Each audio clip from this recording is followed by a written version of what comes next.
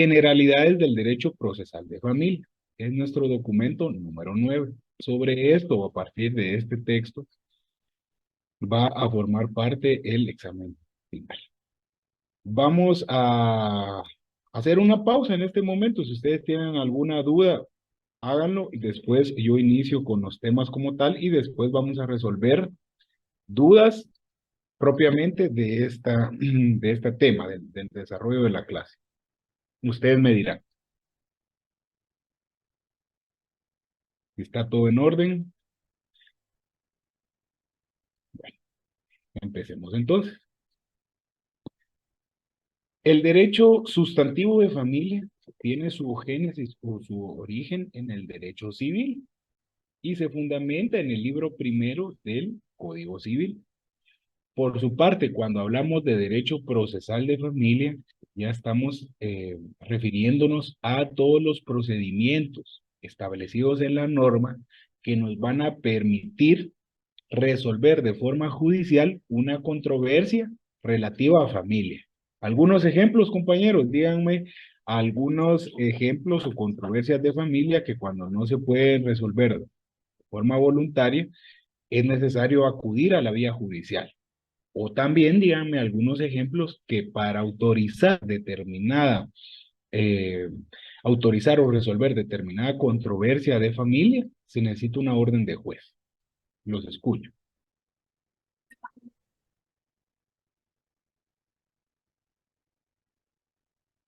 ¿Un divorcio? Muy bien, Irma. Efectivamente, el divorcio, tenemos divorcio por causa determinada y el divorcio por mutuo acuerdo. Se necesita autorización de juez competente. Entonces, ¿ahí qué vamos a aplicar? Derecho procesal de familia. ¿Algún otro ejemplo, compañero? Buenos días, licenciado. Tal vez un desalojo. Usted se refiere al desahucio o desalojo, eso es es una controversia sobre un bien inmueble, compañero. No veo yo ahí donde se puede aplicar al derecho de familia. El reconocimiento. Un reconocimiento de un hijo o de preñez. Efectivamente, necesitamos autorización de juez. ¿Alguien más? Por ejemplo, la manutención cuando el papá no quiere pasar el gasto sobre los hijos, licenciado. Buenos días. Buenos días, Dimas. Se llama pensión alimenticia. Por eso fue que muchos sacaron mal esa pregunta del laboratorio. Dice, ¿cómo se denomina el juicio por medio del cual la persona no hace efectivo el derecho de alimentos? Se llama pensión alimenticia. Y el delito se llama negación de asistencia económica. Pero bueno, está bien, en la práctica vamos ejercitando todos esos temas. Efectivamente, entonces cuando voluntariamente el responsable de prestar alimentos no lo realiza, el alimentista a través de su representante legal tiene derecho a pedirlo al juez. Bueno, ¿qué otros ejemplos? La disolución de la unión de hecho, la nulidad o anulabilidad del matrimonio, la suspensión, pérdida o la reposición de la patria potestad, el nombramiento de la tutela. Son todas las instituciones jurídicas que forman parte del libro 1 del Código Civil cuando no se admita, no proceda el acuerdo entre las partes o la resolución, mejor dicho, de forma voluntaria o de forma privada entre las partes, pues vamos a acudir al derecho procesal de familia. Muy bien, entonces desarrollemos el tema. ¿Dónde tiene su origen o el génesis, su nacimiento del derecho procesal de familia? Pues forma parte del derecho procesal civil. Por consiguiente, se fundamenta principalmente en el Código Procesal Civil y Mercantil, Decreto Ley 107, y en la Ley de Tribunales de Familia. Entonces los invito a que a partir de la presente clase y en las subsiguientes tengan a la mano estas dos leyes. Código Procesal Civil y Mercantil y la Ley de Tribunales de Familia. Si nos correspondiera definir qué es el derecho procesal civil, ¿cómo lo vamos a realizar?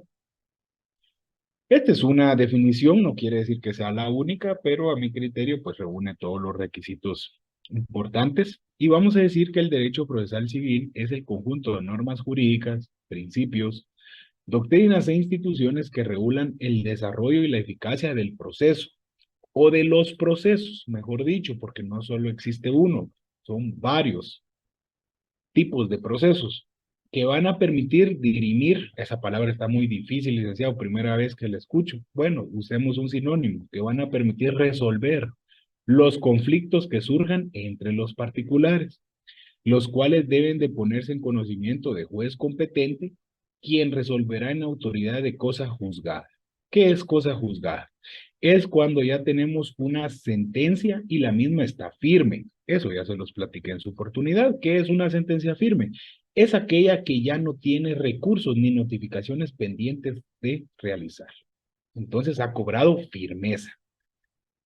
Es decir, que el término cosa juzgada, sentencia firme, son sinónimos o equivalentes. Entonces, el derecho procesal civil es el conjunto de procesos que van a permitir resolver los conflictos que surjan entre particulares, los cuales se deben de poner de conocimiento del juez competente. Quien va a resolver a la autoridad de cosa juzgada, es decir, lo que resuelva el juez se va a tener por válido, por fidedigno y por lo tanto hay que cumplirlo. Si ustedes me preguntan entonces, ¿cómo podemos trasladar esta definición de derecho procesal civil a derecho procesal de familia? Muy sencillo. Vamos a establecer entonces que siempre nos vamos a referir al conjunto de normas jurídicas, principios e instituciones que van a desarrollar o regular, mejor dicho, el desarrollo de las distintas series de pasos o etapas de los procesos, específicamente en materia de familia, que van a poder resolver los conflictos atenientes a la familia o que surjan dentro de ese intercambio de derechos y obligaciones de los miembros que conforman una familia. Y para lo cual también es necesario ponerlo en conocimiento de un juez competente. ¿Quién va a ser juez competente? Eso lo vamos a ver más adelante el día de hoy. Es aquel cuyo mandato de jurisdicción la ley le atribuye para conocer de un asunto en específico. ¿Quién se recuerda cuál es la naturaleza jurídica del derecho de familia?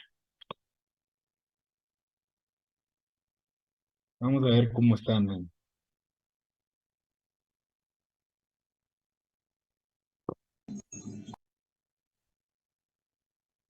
¿Cuál es la naturaleza jurídica del derecho de familia? El derecho privado, ¿Alguien más, compañeros? El bien común, Lic. El derecho público, Lic. Derecho privado. Ustedes están adivinando. ¿Quién se recuerda de la tesis de Sicu? Ya no se recuerda, ¿no?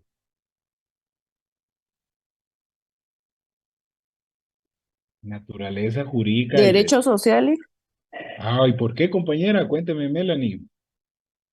Usted está en lo correcto. Aquí tengo la teoría o tesis más aceptada es la de Antonio Sicu, quien en su obra de Derecho de Familia establece que el derecho de familia no pertenece ni al derecho público ni privado, sino es un derecho de género autónomo e independiente. Pero ¿por qué, Melanie? Yo quiero escuchar su interpretación. Porque le digo, ¿por qué, Melanie? Porque aquí lo tengo anotado, me dice la compañera. Y si aquí lo tengo anotado es porque así es. No, pero yo quiero escuchar por qué. No vaya a ser que esa pregunta venga el próximo sábado y no me la puedan contestar. No recuerdo, Lic. Disculpe. Vaya, está bien, Melanie, era cuestión de interpretar ahí sus anotaciones o apuntes. ¿Alguien más, compañeros? Licenciado, buenos días. Buenos días, Este, Emily. este indica que para él hay una tercera rama que es el derecho social, ya que no pertenece ni al, puede ser tanto privado como público. Pero entonces se le denomina derecho social porque tiene una protección o tutelaridad preferente al grupo más vulnerable. En este caso, los miembros de una familia que no puedan valerse por sí mismos, es decir, los hijos menores de edad. Entonces, por eso ustedes pueden ver que hay ciertas instituciones del derecho de familia que tienden a proteger a los hijos, como por ejemplo el derecho a alimentos, patrimonio familiar, dentro de otro, la patria potestad, la tutela, para que no queden en ese estado de indefensión. A eso es lo que yo los invitaba, pues, a que reflexionáramos. Entonces, ojo, no confundamos el derecho civil con el derecho de familia, porque si yo les preguntara cuál es la naturaleza del derecho civil, ahí sí, ¿qué me responderían ustedes? Es privado, licenciado.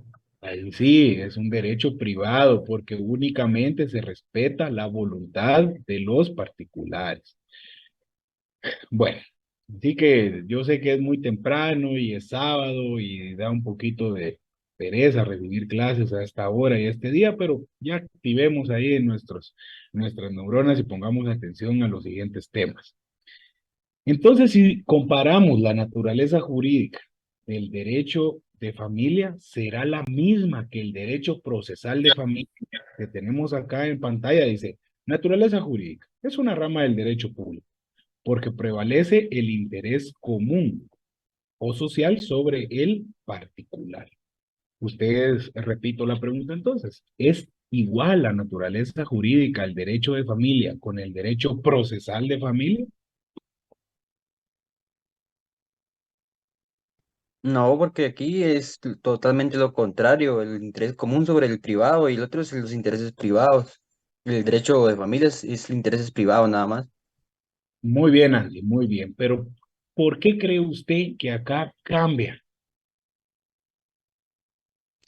Yo pienso que aquí porque como ya entra un juez, entonces ya tiene que ver el bien de la mayoría. Muy bien, Andy. No es tanto porque sea el bien de la mayoría, porque no se va a resolver lo que quiere una colectividad o un grupo de personas, se va a resolver lo que las partes someten al juez. Pero es por esa misma situación que decía Andy al inicio, porque ya interviene un juez que es miembro o parte de un órgano del Estado y deja de ser privado o social y se convierte en público, porque acá ya le corresponde a una institución del Estado, que es el organismo judicial quien imparte la administración de justicia, resolver esta controversia en específico. Muy bien, compañero, espero que así sea el análisis del resto de sus compañeros que por timidez considero yo que no quieren participar, pero que nos siguen en el análisis conforme desarrollamos la tesis. Siguiente pregunta y a la vez diferencia entre el derecho sustantivo de familia o de derecho sustantivo civil y el derecho procesal de civil. ¿Qué tipo de normas jurídicas son las que regula el Código Procesal Civil y Mercantil?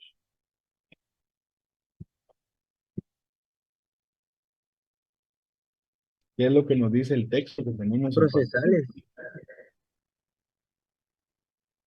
Este derecho procesal regula procesales, o sea, la práctica más que todo, y el sustantivo es la teoría, se podría decir. Muy bien. Otra diferencia es que las normas adjetivas o procesales contienen procedimientos, plazos, formas de cómo vamos a promover un juicio, mientras que el derecho civil o el Código Civil contiene normas sustantivas en donde nos da definiciones, instituciones jurídicas, sujetos que van a intervenir. ¿Se dan cuenta? Estamos haciendo una comparativa entre ambos códigos. Y finalmente, ¿cuál es la finalidad del derecho procesal? Tiene dos finalidades. La primordial, mantener la paz y la tranquilidad social. ¿Por qué? Porque si nosotros tenemos la garantía y certeza de que si sometemos una controversia al juzgado competente nos van a resolver, lo vamos a seguir haciendo. Porque si en lugar de tener esa certeza o garantía de que se nos va a resolver, ya sea a favor o en contra, existe esa duda de quizá nunca resuelvan, quizá hay arbitrariedad, impunidad, entonces lo vamos a dejar de hacer y vamos a intentar resolver nuestros problemas por mano propia.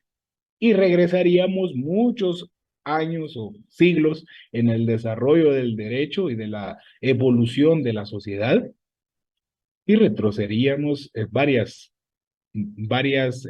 fases evolutivas que nos permiten ser ahora seres pensantes y sobre todo seres sociales.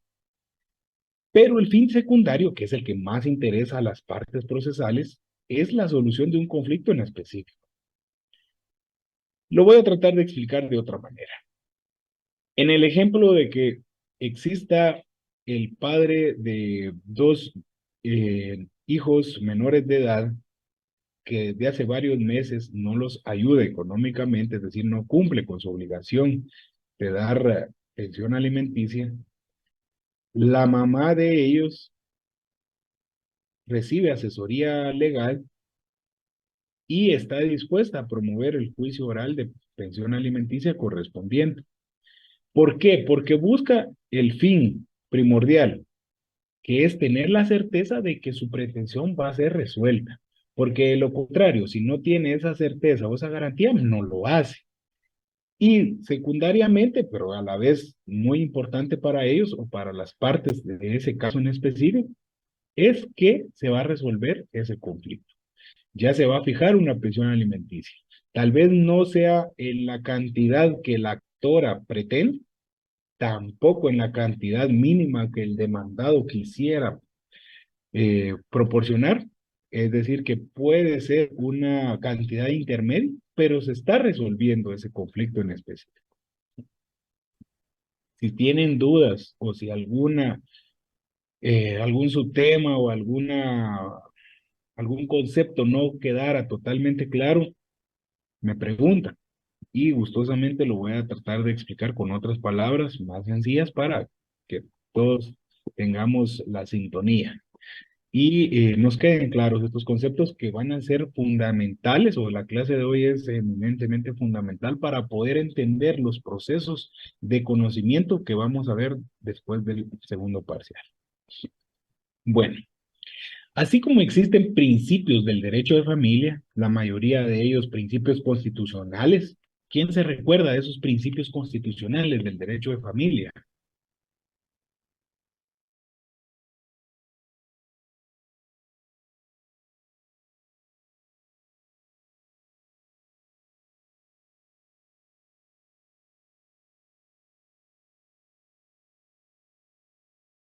Tiene el derecho preferencia sobre el sueldo del marido.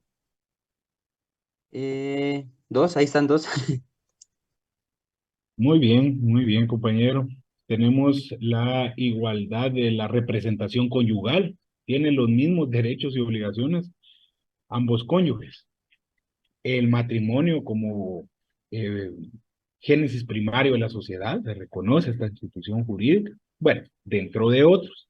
Así como existen estos principios del derecho de familia, también tenemos principios del derecho procesal de familia, que aquí no nos van a regir instituciones jurídicas como tal, sino que lo que van a hacer es regir la forma en cómo se van a llevar a cabo los procesos.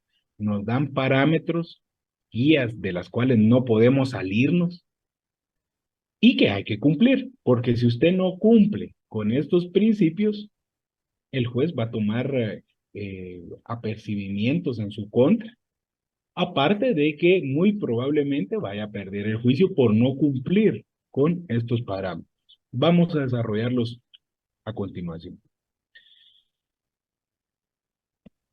Estos principios procesales, ojo, no únicamente se refieren al derecho procesal de familia, sino también al derecho procesal civil.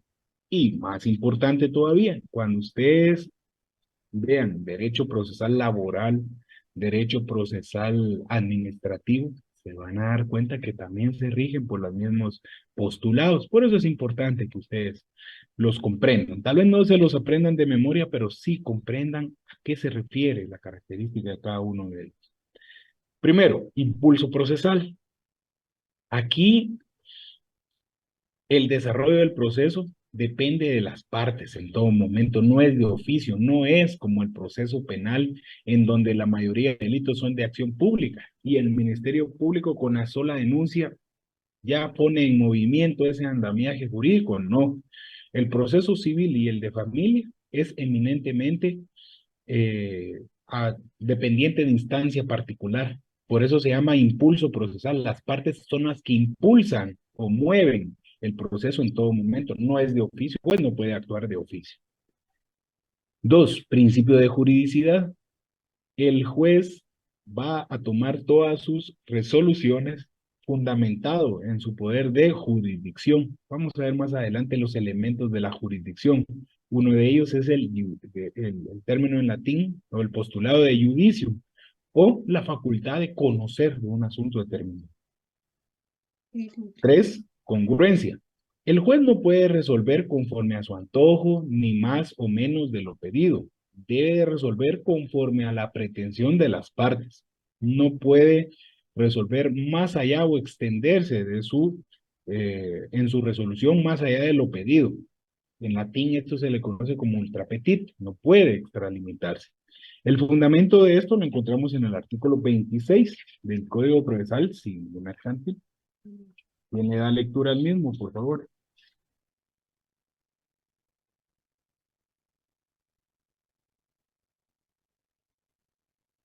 Artículo 26, Lee. Sí, Artículo 26. Concordancia entre la petición y el fallo. El juez deberá dictar su fallo congruente con la demanda y no podrá resolver de oficio sobre excepciones que solo puedan ser propuestas por las partes. muy bien, ahí tenemos el fundamento. Debe dictar su fallo de forma congruente. Siguiente, principio de celeridad. Se pretende que el proceso sea lo más rápido posible y que sus plazos sean los más cortos. ¿Dónde se establecen los plazos? Acá en el Código Procesal Civil y Mercantil. Sin embargo, en la práctica, pues tiende a ser distintos estos postulados y vemos que un proceso ordinario se lleve de 2 a 3 años y un juicio oral que en teoría debería resolverse en una audiencia lleva aproximadamente 6 meses. Sin embargo, uno de los principales finalidades del proceso o del derecho procesal es que sea lo más rápido posible para las partes. Su fundamento legal en el artículo 64, en el segundo, perdón, en el primer párrafo. ¿Quién le da lectura al primer párrafo, por favor?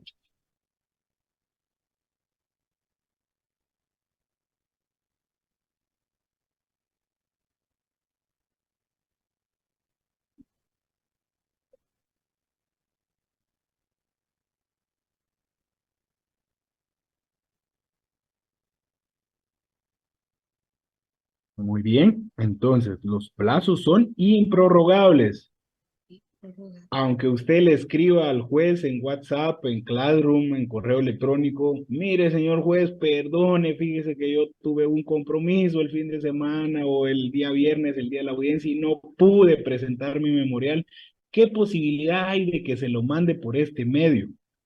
El juez no le va a acceder, no va a resolver. Por eso ustedes no se acostumbren a hacer eso. Yo sé que ustedes no tienen esa práctica.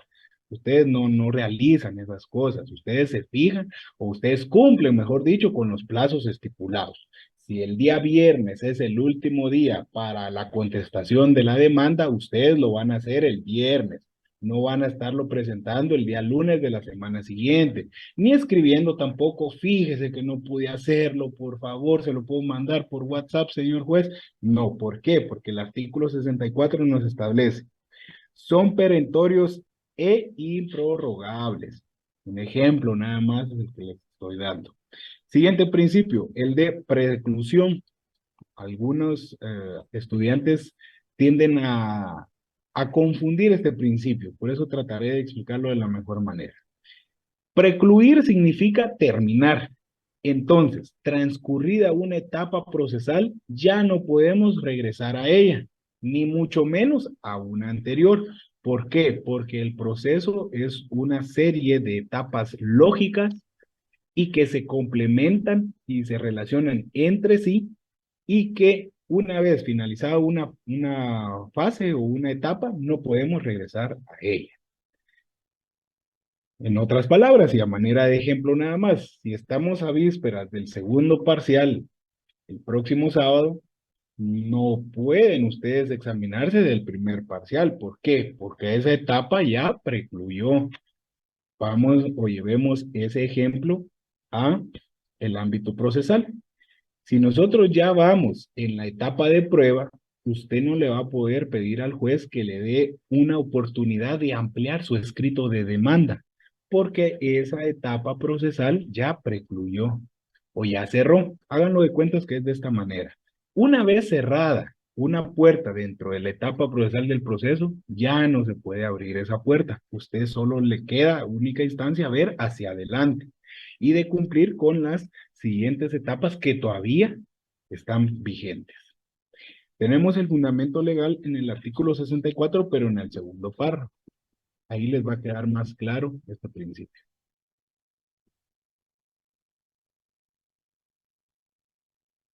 ¿Quién le da lectura, por favor? Vencido un plazo o término procesal, se dictará la resolución que corresponda al estado del juicio, sin necesidad de gestión alguna. Muy bien. Vencido el plazo procesal, se dictará la resolución que corresponde. Este es el principio de preclusión. Importante, sobre todo, quiero que ustedes tomen en cuenta que el derecho procesal, tanto civil como de familia, es eminentemente formalista. Es bien estricto, no se admiten pues solicitudes que no estén fundamentadas en derecho. No es como el proceso penal en donde toda la gestión del proceso es de forma verbal, mediante audiencias, no. El derecho procesal civil y de familia es eminentemente por escrito, salvo que se trate de juicios orales, pero debe ser formalista. Está supeditado a ciertas formalidades que deben de cumplirse. Dentro de estas formalidades tenemos estos principios que usted tiene que respetar y cumplir. Siguiente, principio dispositivo. Establece que la función de, del orden de la disciplina la tiene el juez, pero tiene mucha relación con el principio de impulso procesal porque son las partes quienes disponen del proceso desde su inicio, durante su desarrollo y hasta el final. Por eso es dispositivo, porque está a disposición de las partes. Artículo 113, leámoslo por favor. Artículo 113. Rebeldía del demandado. Si transcurrido el término del emplazamiento del demandado no comparece, se tendrá por contestada la demanda en sentido negativo y se le seguirá el juicio de rebeldía a solicitud de parte. Ahí tenemos el ejemplo, miren, donde dice a solicitud de parte. Si la parte contraria no lo solicita, entonces no se dictará la rebeldía. El juez no lo va a hacer de oficio. Está a disposición de la parte contraria solicitar. Siguiente, principio de publicidad. Los actos procesales siempre serán públicos, o mejor dicho, el proceso va a ser público, pero para las partes que forman o que intervienen dentro de ese proceso. Si bien es cierto, el juzgado está abierto de lunes a viernes de 8 a 15, 30 horas, y cualquier persona puede consultar los registros públicos, eso no significa que le van a dar información de todos y cada uno de los procesos que se llevan dentro de ese juzgado, únicamente en aquellos en donde usted sea una parte procesal o usted sea el abogado director dentro de ese juicio. Ejemplo de ello lo tenemos en el artículo 129, específicamente en el tercer párrafo.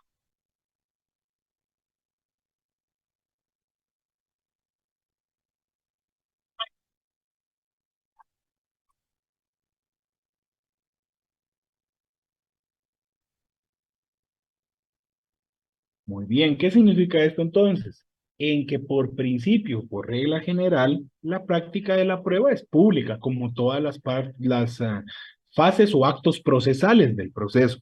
Aquí viene la excepción. Sin embargo, se va a llevar a cabo de manera reservada cuando el juez así lo considere pertinente. Siguiente. Bueno, si ustedes quieren, a manera de complemento, fundamento del principio de publicidad, fundamentémonos en la Constitución Política de la República de Guatemala.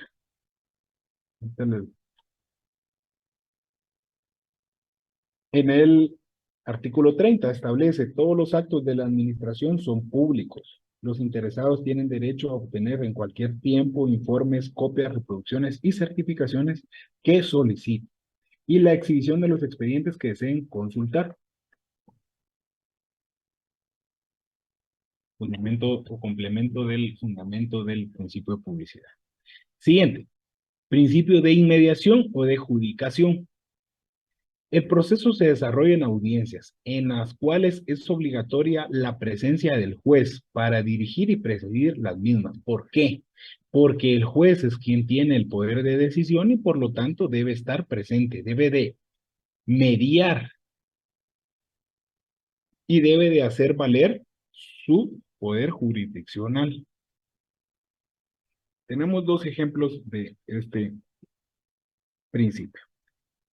El último párrafo del artículo 129 y el segundo párrafo del artículo 130. Por favor, compañeros, para que todos aquellos que no tengan su código a la mano puedan saber qué se establece en estos artículos.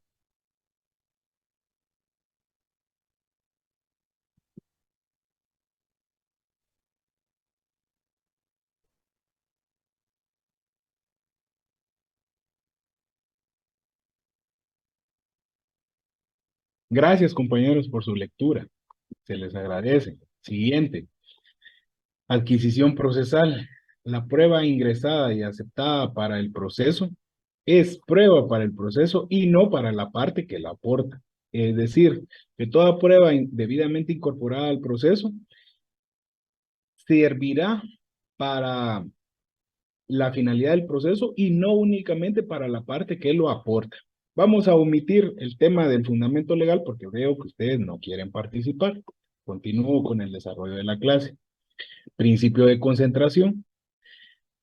Se debe realizar el mayor número de actos o etapas procesales posibles en el menor número de diligencias. ¿Por qué? Porque tiene correlación con el principio de celeridad.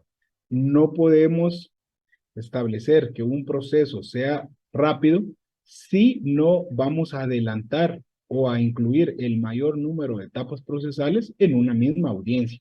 Por el contrario, si vamos a señalar una audiencia para cada etapa procesal, estamos dejando de promover que un proceso sea rápido y que tenga concentración. Al contrario, lo estamos haciendo o estamos retardando la administración de justicia.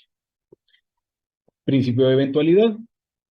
En el derecho procesal civil se deben de ofrecer todos los medios de prueba que la ley establezca, porque eventualmente nos puedan servir. Puede ser que nosotros en el escrito de demanda no tengamos los 7 medios de prueba que regula el artículo 127 del Código Procesal Civil y Mercantil, pero ofrezcámoslo. Porque si no lo hacemos y cuando se abra prueba al proceso tenemos uno de estos medios de prueba que no fue ofrecido, ya no lo va a poder incorporar. Entonces, mejor ofrezca a todos que eventualmente los tenga o no, pero le pueden servir. Principio de convalidación. Este es bien importante, porque convalidación es darle validez a un acto que en principio era nulo, pero al haber sido aceptado por las partes se convierte en válido y legal. Como por ejemplo, una notificación. A usted se le notifica en un lugar incorrecto de su residencia, pero usted no dice nada, no que al contrario contesta la demanda. Ese principio, esa notificación en inicio era inválido, era nula. Usted lo que tenía que realizar era una devolución de cédula de notificación. Pero en lugar de eso viene usted y contesta la demanda. Entonces le está dando validez. Convirtió ese acto nulo en un acto legal.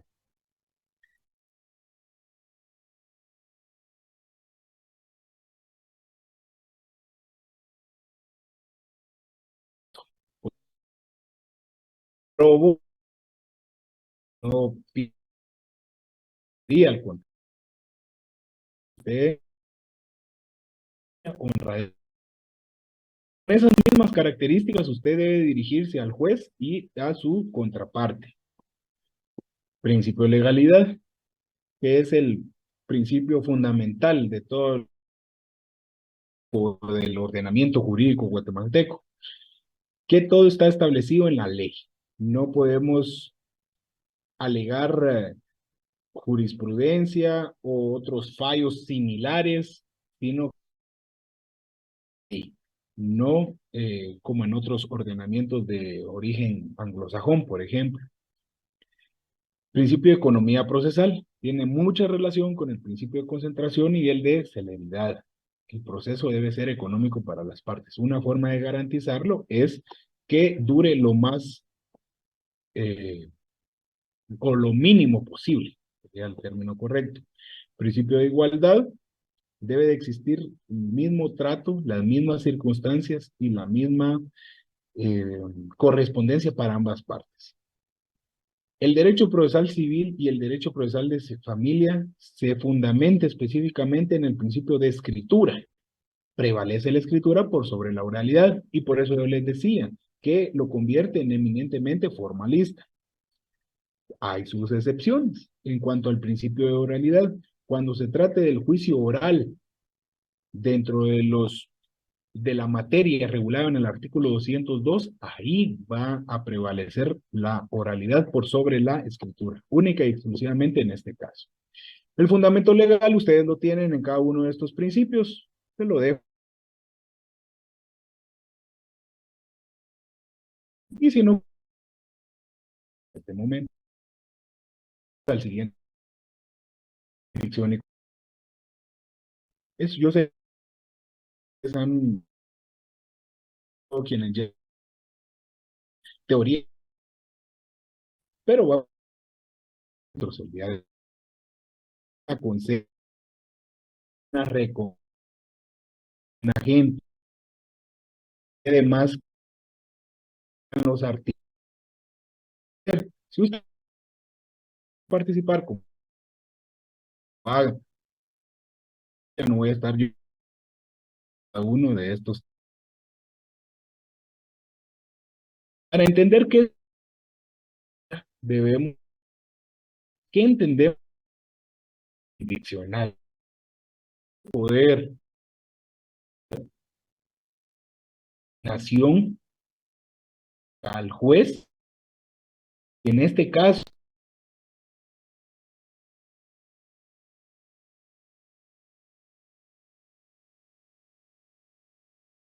Constitución Política de la República de Guatemala y el 57 de la Ley del Organismo Judicial.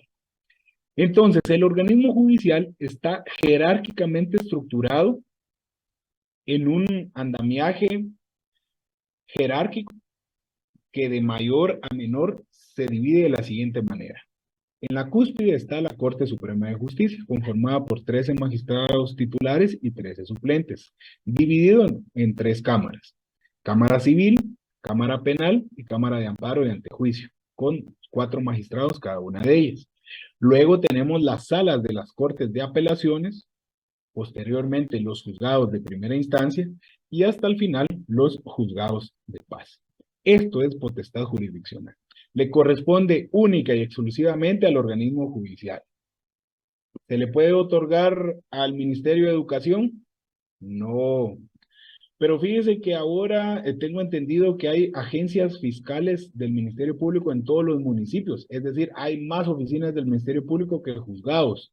¿Nos puede ayudar el Ministerio Público a administrar justicia? No, porque el artículo 203 de la Constitución establece que corresponde con exclusividad. ¿Qué significa exclusividad? Cuando le dicen, tu suéter es exclusivo, es que solo usted lo tiene, es muy raro, muy único. Entonces, exclusividad y independencia es que únicamente la posee el organismo judicial. Y cuando hablamos de independencia es que no está supeditado a las órdenes de ningún otro organismo del Estado. Esta potestad jurisdiccional está fundamentada en varios principios. Ya explicamos los primeros 2, independencia, exclusividad, pero también denota imparcialidad, un trato igualitario para las partes. Autoridad, porque se deben de respetar todas las resoluciones que dictan los jueces y magistrados. Jerarquía, ya les expliqué, la estructura jerárquica. Y todos los servicios son gratuitos y finalmente pues debe de existir responsabilidad, tanto en quien dicta la resolución como en la parte sometida a la misma a cumplirla. Licenciado, Sí, disculpe la pregunta. En este caso, cuando se necesita una situación así, ¿verdad? De que se aplique justicia, si uno llevó el caso al Ministerio Público, el Ministerio Público sí nos puede decir a nosotros que, o sea, a qué tipo de juzgado nosotros podemos asistir dependiendo la situación que sea. yo le entiendo que usted acudió al Ministerio Público a presentar el caso o a Sí, solicitar asesoría, mejor dicho. sí, así es. Sí, efectivamente, ellos están, como toda institución u oficina pública, está obligada a atender a los usuarios. Si no corresponde a ellos ese caso, debe de remitirla al juzgado competente. Ahora bien, yo, por ejemplo, el Ministerio Público, porque recuerden que ellos tienen a su cargo la persecución penal, entonces ve asuntos de índole penal. Ojo, una cosa es la investigación o persecución penal y otra muy distinta, la administración de justicia. El Ministerio Público no puede resolver de un caso en concreto, debe ser el juez competente, en este caso del ramo penal. Pero era manera de ejemplo y pues contestando la pregunta de Marta, es la obligación que tienen todos los funcionarios, empleados públicos de la atención a los usuarios. Muchas gracias, licenciado. Bien, de nada. Sigamos. Una vez establecido la potestad jurisdiccional, es turno de entender la jurisdicción. ¿Qué entendemos por jurisdicción? Es la facultad que tiene el Estado para administrar justicia a través de sus órganos competentes, quienes tramitan y resuelven un caso en específico.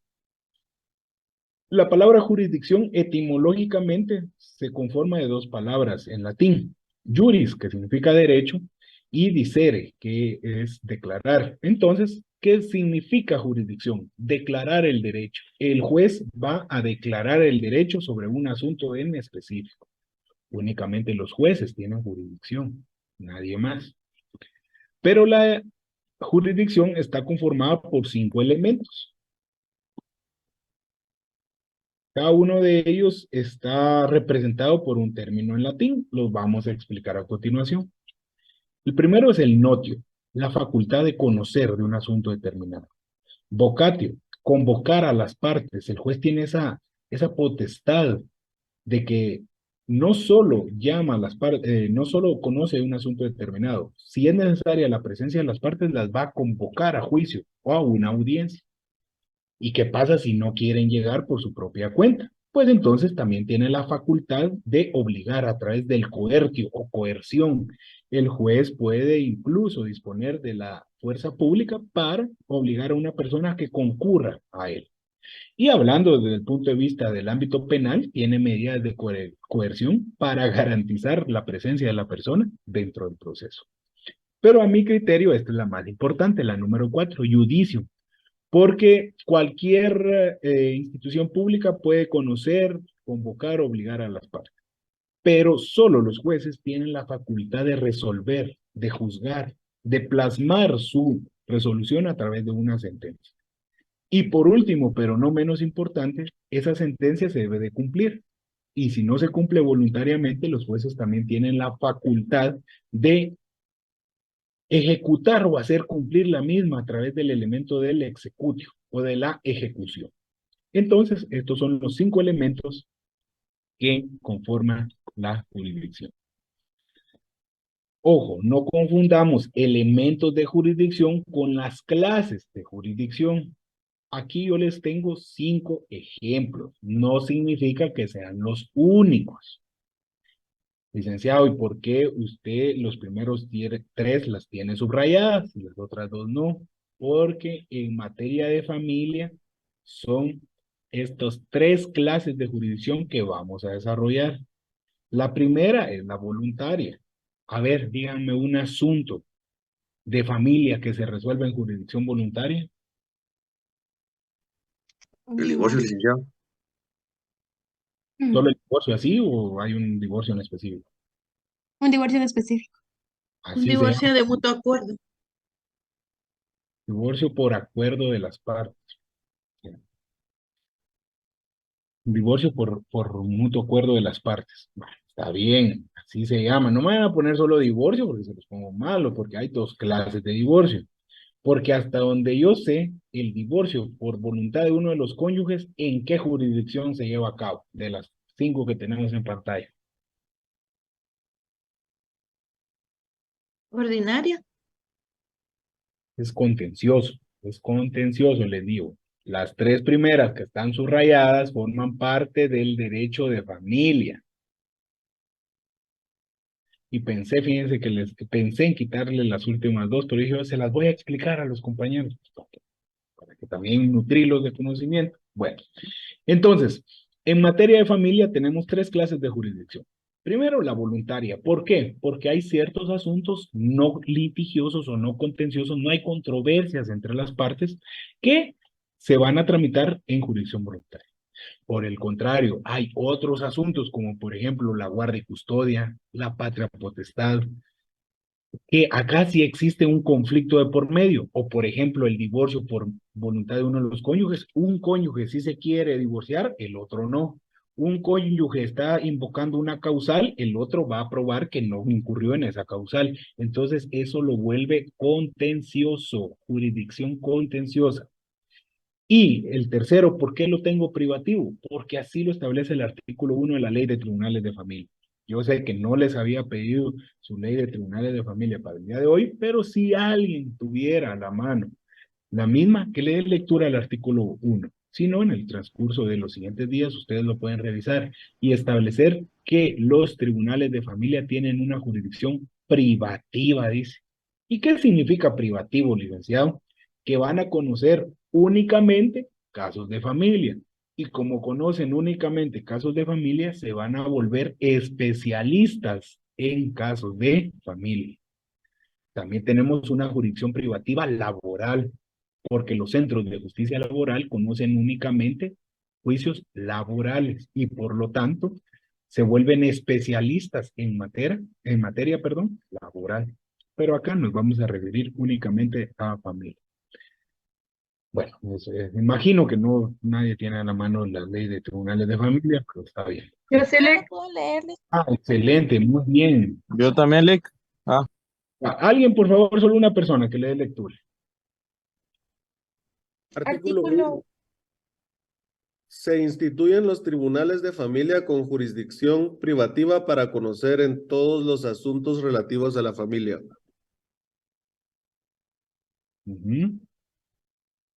Siguiente artículo. Artículo 2. Corresponden a la jurisdicción de los tribunales de familia los asuntos y controversias, cualquiera que sea la cuantía, relacionados con alimentos, paternidad y filiación, unión de hecho, patria potestad, tutela, adopción, protección de las personas, reconocimiento de preñez y parto, divorcio y separación, nulidad del matrimonio, cese de la unión de hecho y patrimonio familiar. Muchas gracias. Entonces veamos aquí que tenemos el fundamento de la jurisdicción privativa en materia de familia y también algunos asuntos de familia que se conocen única y exclusivamente por tribunales de familia. Vi una mano levantada, no sé si era en relación a la lectura de este artículo o tiene alguna duda que plantear. Este es el momento antes de que continuemos.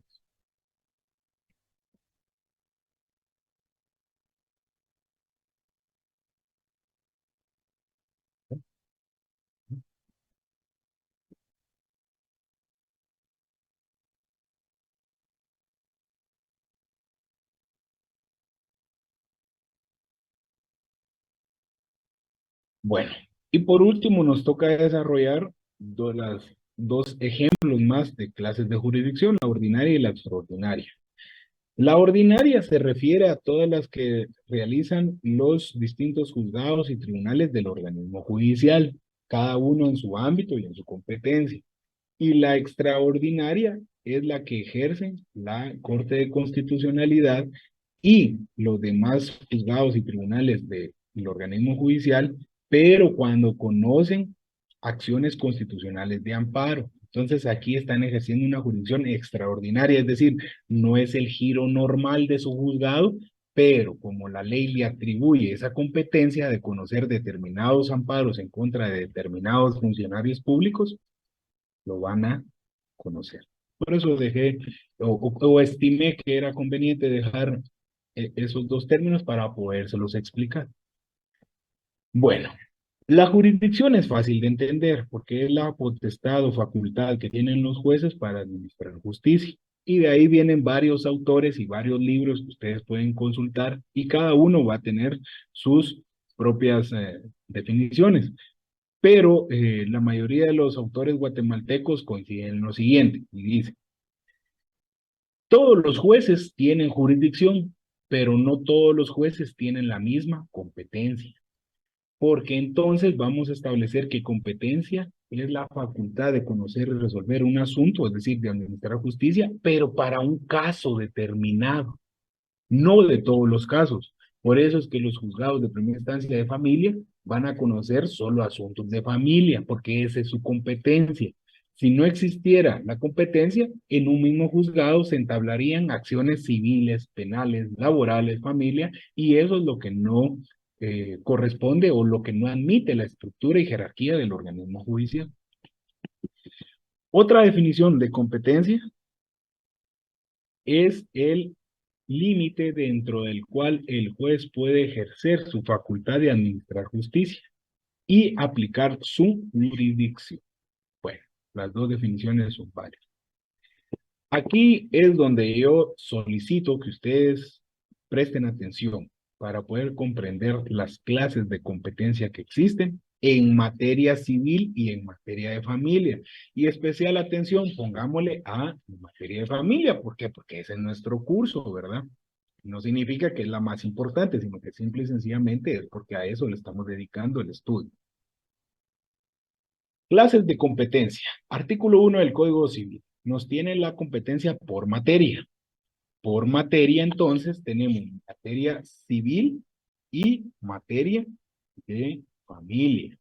Ojo, el artículo 1 también incluye la materia mercantil, pero ese pues, no es objeto de estudio en este momento. 2. Existe materia o clase de, perdón, existe clase de competencia por territorio. El artículo 2 y 3 del Código Procesal Civil y Mercantil establece que los únicos casos en donde se puede prorrogar la competencia es por pacto de sumisión y por prórroga de la competencia, que voluntariamente las partes se someten a ello y renuncian a su fuero del domicilio. Tercera clase de competencia, por cuantía. El artículo 7 del Código Procesal Civil establece que la cuantía es el valor de la reclamación o de litigio. En materia civil, el acuerdo que está vigente es el 37-2006 y en materia de familia es el decreto número 24-2022. Es importante que ustedes lo tengan. Y ojo, si no lo tienen, no se preocupen, está al final del Código Procesal Civil y Mercantil. Casi la mayoría de los códigos o todos los códigos traen estos acuerdos de Corte Suprema de Justicia. Ojo, si se dan cuenta, el de familia, pues acaba de ser modificado o reformado. Y por último, la clase de competencia a estudiar es por jerarquía o grado. Vamos a entender jerarquía o grado como una instancia. Recordemos que constitucionalmente el artículo 211 establece que en ningún juicio de ninguna clase en rama del derecho podrá haber más de 2 instancias. Entonces, vamos a entender por instancia como el grado de conocimiento en el que un órgano jurisdiccional somete su competencia a un conflicto. Entonces, en materia de familia, la primera instancia la puede tener o un juzgado de paz o un juzgado de primera instancia de familia.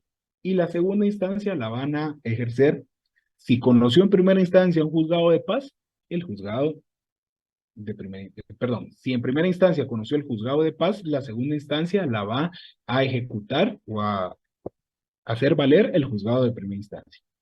Y por otra parte, si la primera instancia la ejerció o se conoció en un juzgado de primera instancia, la segunda instancia la va a ejercer la sala de la Corte de Apelaciones. Sin embargo, aparte de las clases de competencia, existen reglas de competencia.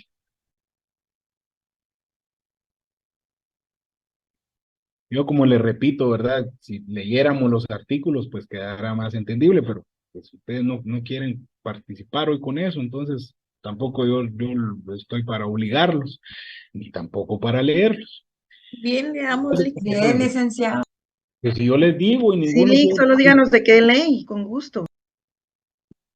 Reglas de competencia. Fíjense que las reglas de competencia son dos. Tenemos una regla general y reglas específicas. La regla general se divide en dos partes. Si se trata de derechos personales o si se trata de derechos reales. Un derecho personal es el que se ejerce sobre una acción personal de una persona por otra, mientras que un derecho real es un ejercicio o un derecho que queremos que se declare en favor de un bien, sea este bien mueble o inmueble. Entonces, la regla general para derechos personales, y ojo, tengan muy en cuenta, artículo 12 del Código Procesal Civil y Mercantil, establece: cuando se ejerciten acciones personales, será juez competente en asuntos de mayor cuantía el de primera instancia del domicilio. ¿Por qué? Porque juzgados de primera instancia generalmente están en las cabeceras departamentales. Y recordemos que el domicilio es la circunscripción departamental donde vive una persona. Pero cuando sean de menor cuantía, va a ser el juez menor de su vecindad. ¿Y qué es la vecindad? La circunscripción municipal en la que vive una persona. ¿Y qué juzgados son los que tienen su asidero dentro de una circunscripción municipal o de un municipio? Los juzgados de paz. He ahí la diferencia y eso es lo que yo quiero que ustedes comprendan. Juzgado de paz está en un municipio y se determina por la vecindad del demandado. Sin embargo, cuando sea una acción que corresponda a un juzgado de primera instancia, se necesita el juzgado departamental que tenga su asidero o que tenga su circunscripción en la cabecera departamental del mismo. ¿Por qué? Porque se basa en el domicilio del demandado. Esto es lo que opera para los derechos personales, la regla general, artículo 12. Y para los derechos reales, artículo 18, establece que será juez competente cuando se ejerciten acciones reales sobre bienes inmuebles en el lugar donde estén ubicados o situados dichos bienes. Importante. Sin embargo, existen reglas específicas. Toda regla general tiene sus excepciones o sus reglas específicas. Vamos a ver ahora las reglas específicas en materia civil y de familia, que es lo que nos corresponde. La primera de ellas se llama pacto de sumisión. Artículo 2. Las partes pueden someterse a un órgano jurisdiccional distinto del competente por razón del territorio, cuando voluntaria y expresamente se sometan a él, renunciando al fuero de su domicilio. Renunciar al fuero de domicilio significa yo como demandado renuncio y admito que aparte del domicilio donde yo vivo, se me pueda demandar en cualquier otro domicilio, en cualquier otro departamento de la República de Guatemala. Quienes han suscrito contratos de tarjetas de crédito, generalmente hay una cláusula que tiene esta circunscripción o esta circunstancia de renunciar al fuero de domicilio. La siguiente regla específica se llama prórroga de competencia, artículos 3 y 4. ¿Qué es la prórroga de competencia? Es cuando un juez que en principio no es el competente para conocer de un caso en concreto, se le concede o se le prorroga esa competencia para que sí lo conozca, pero únicamente por razón del territorio. En los siguientes casos, y son 6 causales o 6 casos. 1, por falta o impedimento del que sea competente. 2, por sometimiento expreso de las partes, es decir, por parte de sumisión, que ya vimos en la regla número 1. 3, por contestarse la demanda sin oponerse a la incompetencia, y ahí está el ejemplo que yo les decía del principio de convalidación. Ese acto era nulo, pero usted contestó la demanda, entonces prorrogó la competencia. Y aparte de que lo convirtió en legal o válido. 4, por la reconvención o contrademanda, cuando ésta proceda. 5, por acumulación de procesos, sea objetiva o subjetiva. Y 6, por otorgarse la fianza a la persona del obligado, cuando así correspondan en los casos. Generalmente esto es en materia mercantil, pero en estos casos existe prórroga de competencia. Tercera regla específica, competencia por valor o cuantía. A este sí, préstenle mucha atención, por favor, queridos estudiantes. El artículo 7 establece que son competentes los jueces de paz cuando el valor del juicio no excede en materia civil de 50,000 quetzales para el municipio de Guatemala, es decir, para la ciudad capital. Guatemala como municipio admite en materia civil hasta 50,000 quetzales. 25,000 quetzales en las demás cabeceras departamentales y en algunos municipios. ¿Dónde están estos algunos municipios? En el acuerdo número 37-2006 de la Corte Suprema de Justicia. Y entonces para el resto de los municipios del país, de los 340 que son, la cuantía en materia civil está comprendida en 15,000 quetzales. Ahora veamos la materia de familia, que es la que nos interesa. Según las reformas del decreto número 24-2022, la menor cuantía se estimó en materia de familia para todos los municipios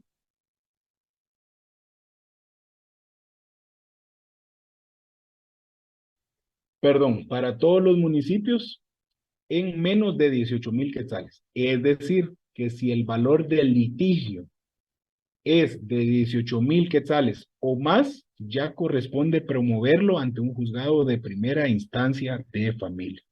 Esto está contenido en el decreto número 24-2022 que cobró vigencia el 1 de enero de este año, si no estoy mal. No sé si fue el 1 o el 13 de enero, pero ya es el decreto que está vigente. Entonces, en materia de familia, que es la que nos interesa para fines del curso, la cuantía se fija en 18,000 quetzales. Mientras que en materia civil, pues ya dependerá de qué municipio se trata. ¿Cómo determinamos esa cuantía o ese valor? Es la regla número 4. Y está contenido en el artículo 8. ¿Cómo se determina el valor o cuantía? Para establecer el valor o cuantía de un juicio, se observarán las siguientes reglas. 1. No se tomarán en cuenta los intereses de vengados, salvo en materia mercantil. 2. Si se trata de pagos parciales o saldos, se calcula por el valor total de la obligación, es decir, no por un pago parcial, sino el valor total. Pero el número 3 es el que nos interesa para materia o efectos del curso. ¿Por qué? Porque si el juicio se trata de rentas, pensiones o prestaciones, ojo, porque está subrayado o está con negría, mejor dicho, la palabra pensiones, porque se refiere a pensiones alimenticias. Para calcular el valor de un juicio por pensiones alimenticias, se va a calcular por el importe anual. Artículo 8, numeral 3. Siguiente regla de competencia, que se llama asuntos de valor indeterminado. Artículo 10. Establece que en todos los asuntos de valor indeterminado es juez competente el de primera instancia.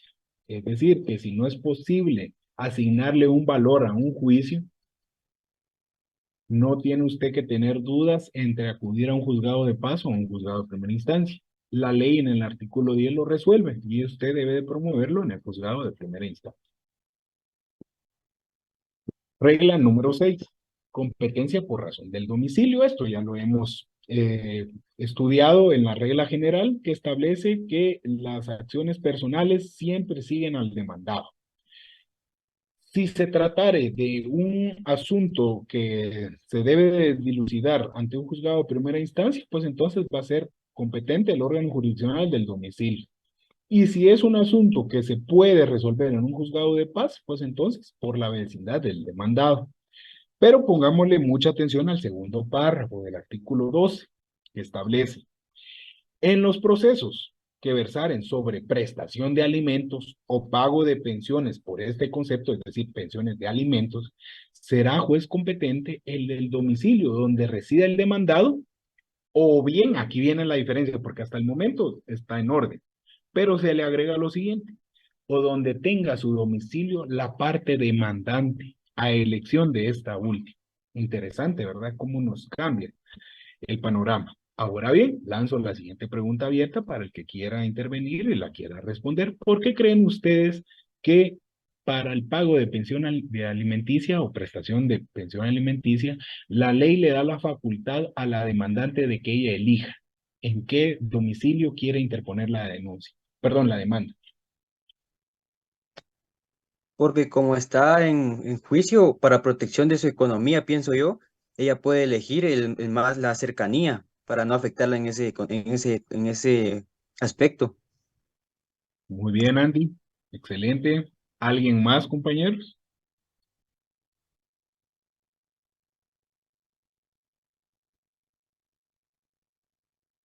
Bueno, muy bien.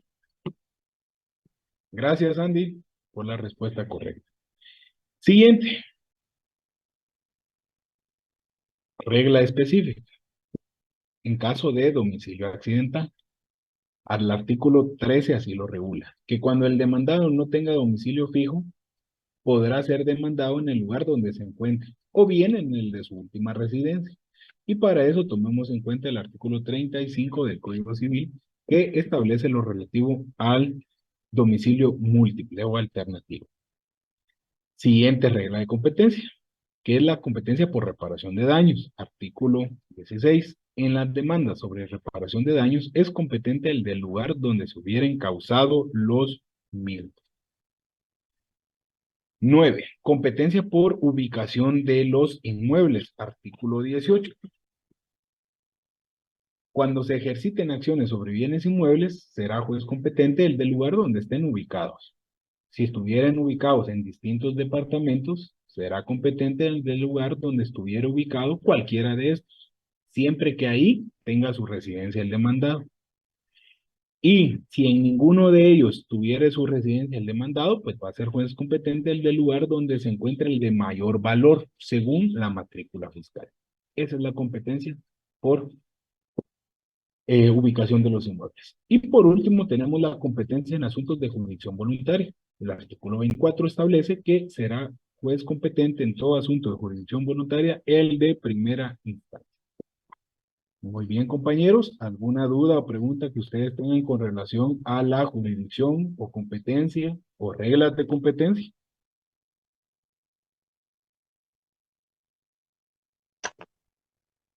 Vamos bien, licenciado, gracias. Muy bien. Pasemos al siguiente tema entonces. Referente al proceso. Ojo, aquí no vamos a hablar de ningún proceso en específico aún, sino que les voy a dar como que la teoría general de todos los procesos. Entonces me voy a referir a los procesos en general, no a ninguno en específico. Pero sí tengan mucha atención o tengan en cuenta que me estoy refiriendo a los procesos en materia civil y de familia. Primero, ¿qué entendemos por proceso? ¿Quién le da lectura a la definición que tenemos en pantalla? Del proceso. Es un conjunto de etapas concatenadas, sistematizadas entre sí que buscan un fin, que es la solución de un conflicto. Es el mecanismo ordenado y sistematizado que utiliza el Estado a través de sus órganos jurisdiccionales para la solución de un conflicto.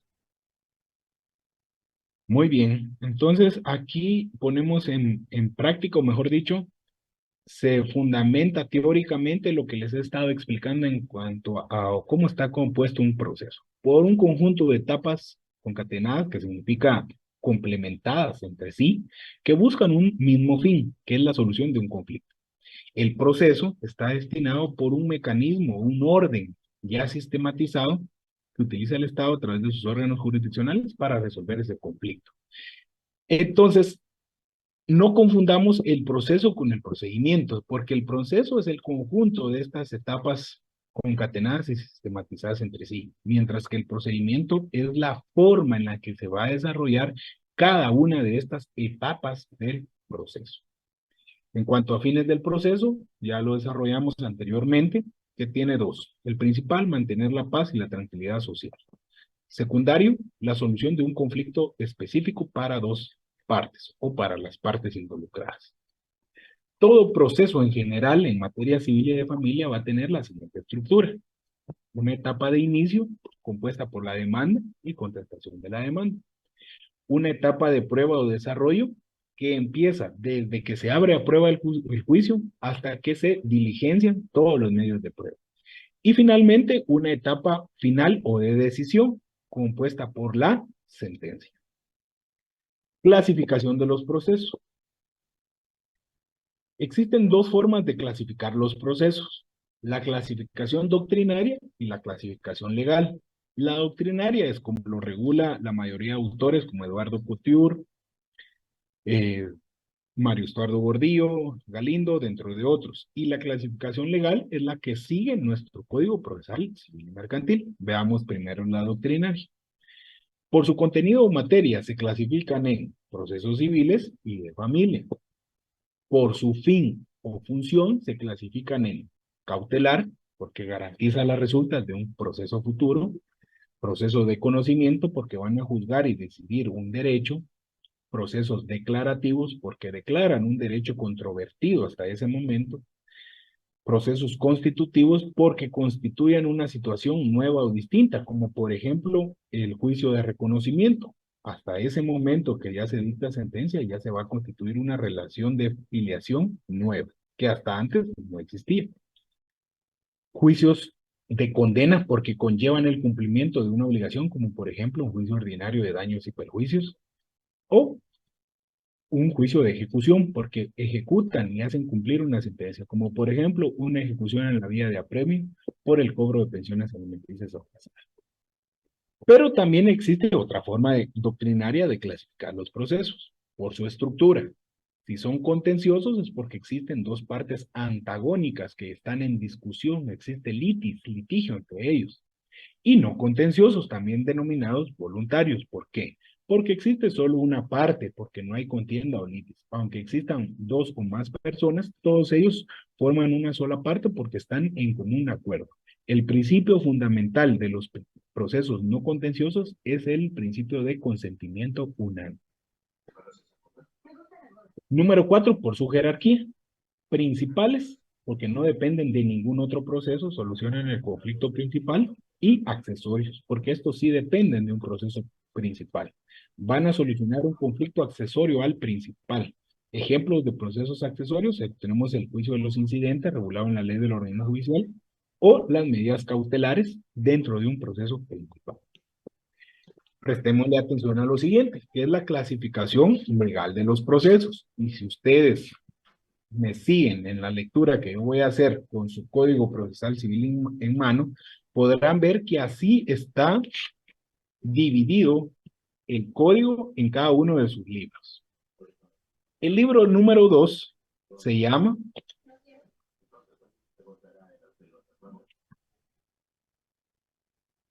Procesos de conocimiento. Bueno, Rebeca está levantando la mano. ¿Le escuchamos antes de empezar con la clasificación? Buen día, licenciado. Solo tenía duda con respecto a cuando hablaba por su estructura. ¿Cuál sería un ejemplo de no contencioso? Todos los procesos voluntarios, como por ejemplo un divorcio por mutuo acuerdo. ¿Por qué? Porque la estructura dentro de este proceso no hay una contraparte y por lo tanto no va a haber derecho de defensa. La estructura normal de un proceso contencioso es que hay demanda, pero hay contestación de demanda. El actor presenta prueba, el demandado también presenta prueba. Entonces, a eso se refiere, que a toda acción va a haber una contracción. Mientras que en los no contenciosos, como son voluntarios, no es necesario que se corra audiencia a todas las partes, porque va a haber solo una parte. Entonces, ella es quien promueve e impulsa el proceso. A eso se refiere en el tema de por su estructura. Contenciosos y no contenciosos. Gracias, licenciado. En los no contenciosos se incluía todo lo de jurisdicción voluntaria. De nada, compañeros. Bueno, vamos a la clasificación legal. Les decía que la clasificación legal es extraída del Código Procesal Civil y Mercantil. Y la clasificación legal de los procesos se divide en dos. procesos principales y procesos accesorios. Los procesos principales se dividen en tres y así admite la estructura del Código Procesal Civil y Mercantil. Los primeros de ellos se llaman procesos de conocimiento, cognitivos o declarativos. ¿Por qué? Porque en esta clase de procesos sí hay litis, hay un actor y hay un demandado que ambos admiten que les asiste un derecho y que quieren que se declare. Yo les pregunto, compañeros, ¿cómo se llama el libro 2 del Código Procesal Civil y Mercantil? Procesos de conocimiento. Muy bien, entonces veamos pues que esta primera clase de procesos se llama procesos de conocimiento. La segunda clase de procesos principales se llaman procesos de ejecución, porque acá ya no buscan declarar un derecho controvertido entre las partes. ¿Por qué? Porque este derecho ya fue declarado. Mardoqueo, puede apagar su micrófono, por favor.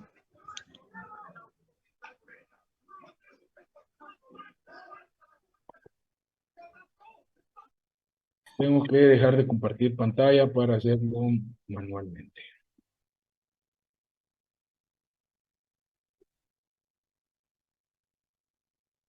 Habiendo apagado los micrófonos, recapitulamos. Les decía, la segunda clase de procesos principales son los procesos de ejecución. ¿Por qué? Porque ya no hay un derecho controvertido, este derecho ya está declarado y por lo tanto la finalidad de estos procesos es que se cumpla ese derecho ya declarado. Solo lo vamos a ejecutar. Entonces, estos se llaman procesos de ejecución. Les pregunto, ¿cómo se llama el libro tercero del Código Procesal Civil? Procesos de ejecución. Ah, bueno, muy bien, gracias. Es decir, que no me estoy volviendo loco. Los procesos de ejecución se dividen en dos: ejecuciones singulares y ejecuciones colectivas. ¿De qué depende? Del número de títulos ejecutivos. Las ejecuciones singulares son dos. Bueno, dentro de mi explicación se me olvidó mencionar cuáles son los 4 procesos principales de conocimiento. Retrocedamos unos minutos. Habíamos establecido que los procesos principales, el primero de ellos son los procesos de conocimiento, y así se llama el libro segundo. Y son 4 procesos los que están regulados en el libro segundo del Código Procesal Civil y Mercantil. Lean ustedes los títulos, yo los voy a explicar. Primero de ellos, juicio ordinario. Es el juicio prototipo, tipo o el más común y por lo tanto es el que primero se debe aprender. El segundo de ellos es el juicio oral. Hay determinados asuntos que se van a conocer en juicio oral. Empieza a partir del artículo 199. El tercero de ellos era el juicio sumario. ¿Se recuerdan que cuando acabamos de empezar las clases hubo un compañero que dijo un juicio de desalojo, de desahucio, desalojo? Pues entonces este juicio de desalojo es una materia del juicio sumario. Solo que el nombre correcto se llama desocupación, desahucio.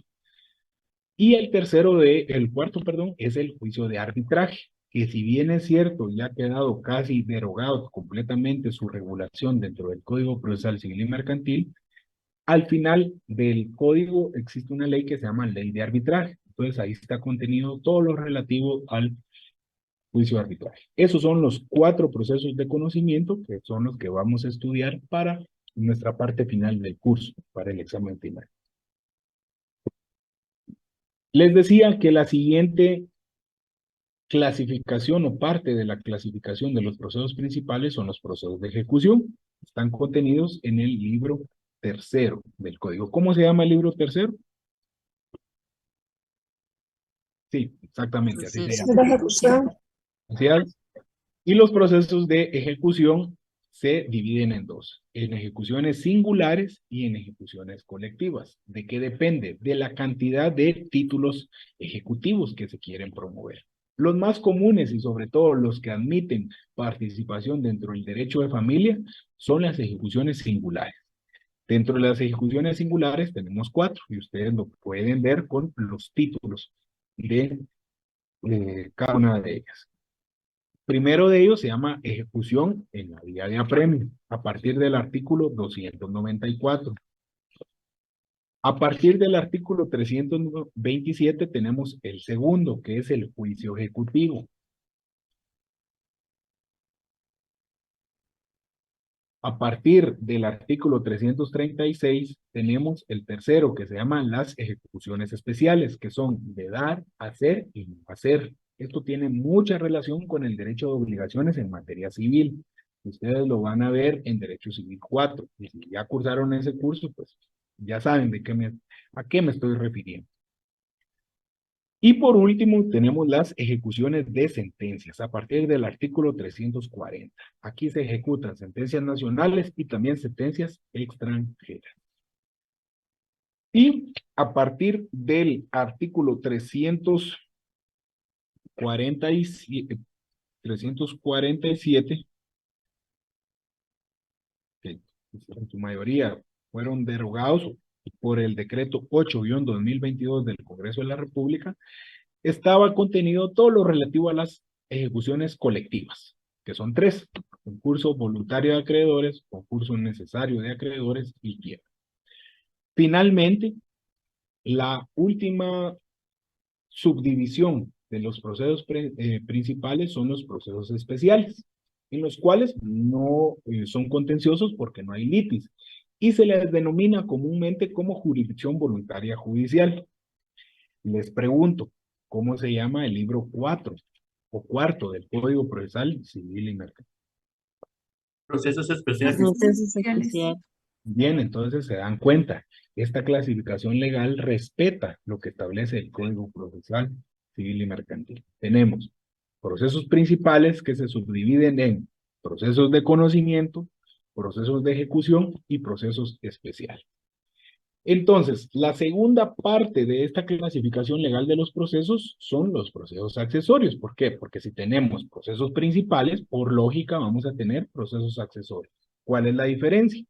Que los procesos accesorios dependen de un proceso principal. Y son 2 únicamente. El proceso cautelar, que sirve para garantizar los resultados o el resultado de un proceso posterior. Y existen 2 formas en que puede presentarse un proceso cautelar. Si se ejercita por sí solo, se le va a llamar proceso cautelar, pero si se ejercita dentro de otro proceso, se le llama medida cautelar. Como por ejemplo, los juicios de alimentos en los cuales se va a solicitar el embargo, el arraigo, una anotación de demanda, etcétera. Estos son medidas cautelares que se piden dentro de un proceso principal. Les pregunto, ¿cómo se llama el libro 5 del Código Procesal Mercantil? Alternativas comunes a todos los procesos. Muy bien, ¿y el título 1 se llama? Evidencias cautelares. Muy bien, es decir, ¿por qué se llama alternativas comunes a todos los procesos? Porque en cualquier proceso, ya sea de ejecución, de conocimiento o especial, se pueden solicitar medidas cautelares. Y el siguiente de ellos es el proceso incidental o de incidentes. Es toda cuestión accesoria a un proceso principal que se da dentro del mismo. ¿Dónde están regulados los incidentes? A partir del artículo 135 al 140 de la ley del organismo judicial. Ahí encontramos los incidentes. Bien, compañeros, esas son las formas de cómo clasificar los procesos. Tenemos la clasificación doctrinaria, muy válida, pero también la clasificación legal. A manera personal, a mí me gusta quedarme con la clasificación legal porque es la que respeta nuestra normativa y que tiene mucha concordancia y mucha lógica, y para efectos de estudio es más fácil la clasificación legal de los procesos. ¿Alguna duda hasta el momento?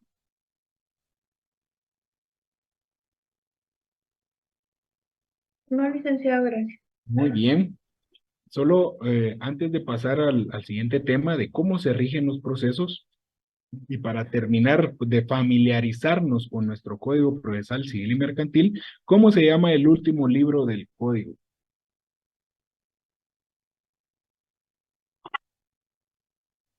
Muy bien, gracias. Es decir, que el Código Procesal Civil tiene 6 libros. El primero de ellos son disposiciones generales. El segundo, procesos de conocimiento. Tercero, procesos de ejecución.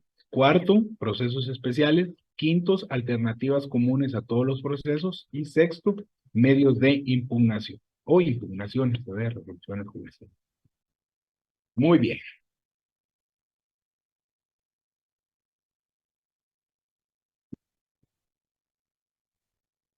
¿Cómo se sienten? ¿Hacemos una pequeña pausa o seguimos de corrido? Ya son pocos De corrido, Lic. Son 2 temas los que nos hacen falta.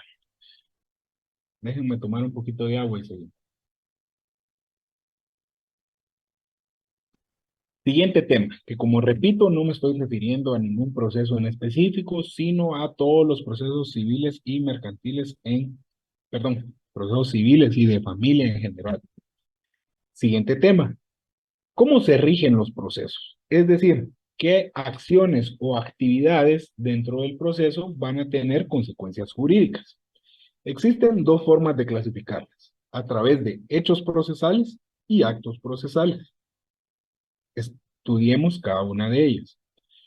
Los hechos procesales son aquellas circunstancias, sucesos o acontecimientos naturales o humanos en los cuales no interviene la voluntad de la persona, pero que son relevantes para el proceso y para el derecho en general, porque tienen consecuencias jurídicas o efectos legales dentro del proceso, como por ejemplo los plazos. ¿Por qué? Porque en el desarrollo en la constante evolución o paso del tiempo, del paso de los días, no interviene la voluntad del ser humano. Si usted cree en un poder superior, en un poder divino, podemos decir que es por voluntad de Dios, o cada uno se respeta sus creencias que tiene o cómo lo denomine, pero en ellos, si usted cree en un origen divino o por el simple de hecho de la naturaleza, no interviene la voluntad de ningún ser humano. Sin embargo, los plazos son fundamentales para el proceso. ¿Por qué? Porque si en el juicio ordinario el plazo para la contestación de la demanda son 9 días, el plazo o ese paso del tiempo de esos 9 días en los cuales no intervino ninguna persona, porque usted puede ser que le falta todavía terminar la contestación de la demanda y no quiere que se acabe el día 9 y usted va a hacer todo lo posible y lo que esté en sus manos para detener el tiempo, no va a poder. Entonces, no dependió de su voluntad, pero va a tener consecuencias para el proceso, porque si al día 10 usted no presentó su contestación de demanda, lo más seguro es que le decreten la rebeldía. Entonces, estos son hechos procesales.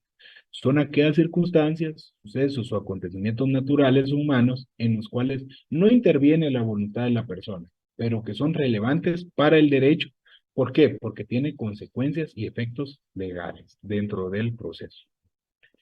Y las otras circunstancias muy relevantes para el proceso son los actos procesales. ¿Cuál es la diferencia? Que aquí sí interviene la manifestación de voluntad o la libertad realizada por la persona y que también va a tener consecuencias y efectos jurídicos dentro del proceso.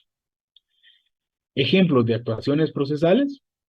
Tenemos varias, pero aquí yo solo cito 3. Primero, la demanda, la contestación de la demanda y demás escritos en general. Son actos procesales de las partes. Las resoluciones, que se dividen en decretos, autos y sentencias, son actos procesales del juez. Y las notificaciones son actos de comunicación de los notificadores. Son actos procesales en los cuales sí interviene la voluntad del ser humano y que también tiene consecuencias jurídicas, porque acá no dependen de ninguna fuerza divina o poder extraordinario, sino única y exclusivamente de las personas que intervienen dentro del proceso. Y hablando de las personas que intervienen dentro del proceso, es ese el siguiente tema que tenemos a bien desarrollado. Solo les pregunto, ¿alguna duda con el tema anterior? No, licenciado. No, licenciado. Muy bien. Veamos entonces. Aquí cada uno de estos personajes tiene su fundamento legal. Ustedes lo pueden repasar, leer detenidamente, si quieren lo realizan ahorita, me acompañan con la lectura, si no, lo hacen en su oportunidad y en la comunidad de cada uno de sus hogares. A mí lo que me corresponde es explicarles. Bueno, personas que intervienen en los procesos. El más importante es el juez. ¿Por qué? Porque es la persona que el Estado ha revestido de autoridad, delegándole la facultad de administrar justicia. ¿Cómo se llama esta facultad de administrar justicia? Pregunta de examen. Jurisdicción. Muy bien, Andy. Usted sí está concentrado el día de hoy. Bueno, el fundamento legal del juez tenemos en el artículo 25 y 26. ¿Cuáles las principales atribuciones que debe tener el juez? Dictar un fallo congruente con la demanda, principio de congruencia, y no podrá resolver de oficio sobre excepciones que solo podrán ser propuestas por las partes, principio dispositivo. ¿Qué otras facultades tiene el juez? Las encontramos en los artículos 95 y 104 de la ley del organismo judicial. Siguiente. Secretario. El secretario es la persona que le asiste al juez con su firma. ¿Por qué? Porque el secretario es quien ostenta o tiene fe pública judicial, porque la firma del secretario le da validez a la firma del juez. Y en todas las resoluciones que dicte el juez o en las actas que deba firmar el juez, también debe calzar la firma del secretario.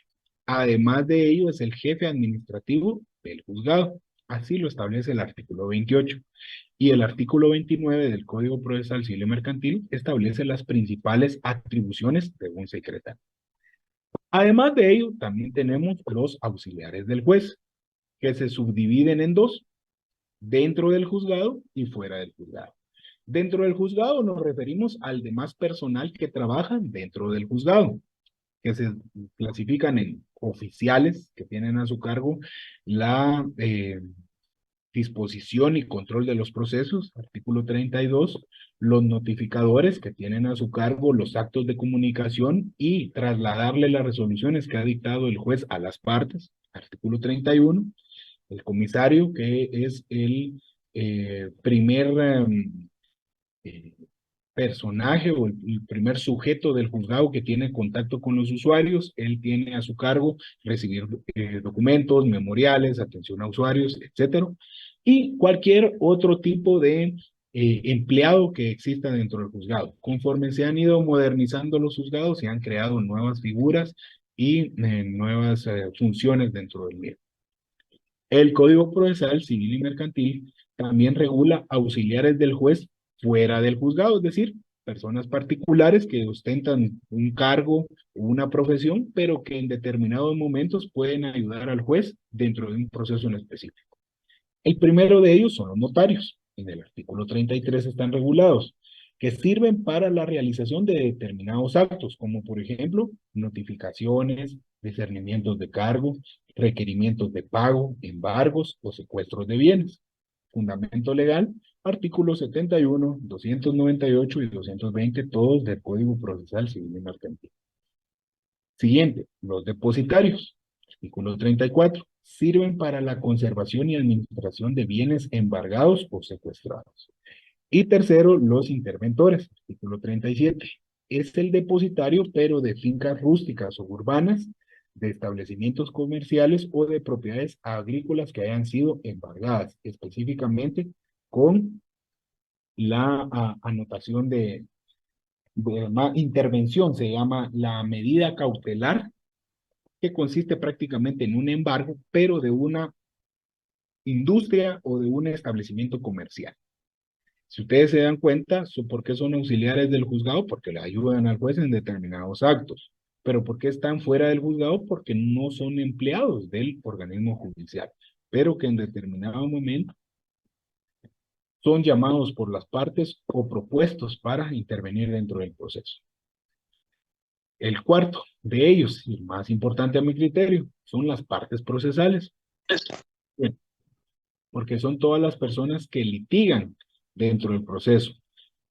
Son las personas interesadas en que se resuelva su conflicto. ¿Por qué? Porque tienen un derecho que quieren que se les declare.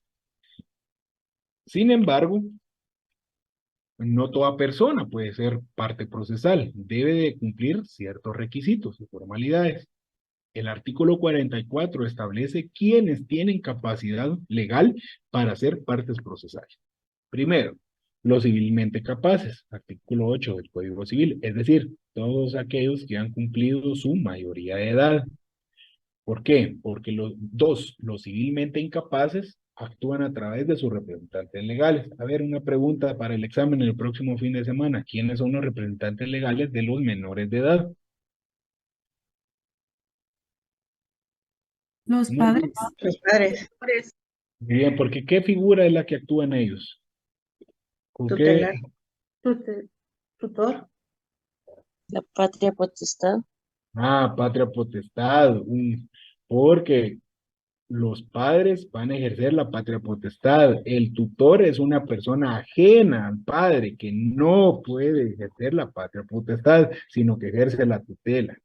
Digamos que aquí se confundieron, ¿va? Y tienen la respuesta correcta y estudian para el otro sábado, porque si no van a sacar mal esa respuesta. Tercero, las personas jurídicas a través de sus representantes legales. Les pregunto, ¿quién es el representante legal de una sociedad mercantil? Ejemplo, una sociedad anónima.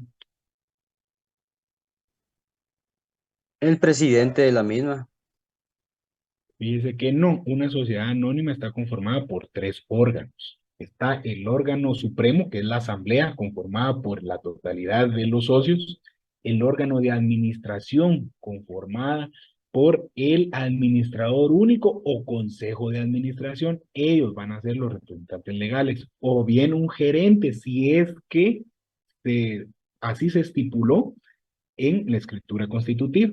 Y el otro órgano es el órgano de fiscalización, que tiene a su cargo el tema de la contabilidad y fiscalizar, supervisar las acciones que realiza el órgano de administración. Perdonen, pero ayer examiné privados de derecho mercantil, entonces tengo presente eso, y por eso me llamó la atención, o tomé en cuenta, pues, hacerles ese ejemplo de una persona jurídica que actúa a través de su representante legal. 4. Las uniones, asociaciones, comités, que, ojo, no son de índole mercantil, pero sí son personas jurídicas, pero se inscriben a través o en el registro de personas jurídicas, van a ser representadas por las personas que públicamente así ostenten ese cargo. Ahorita le doy la palabra a Rebeca, solo termino con el numeral 5, que es el Estado. ¿Cómo participa o tiene capacidad procesal el Estado de ser parte de un proceso?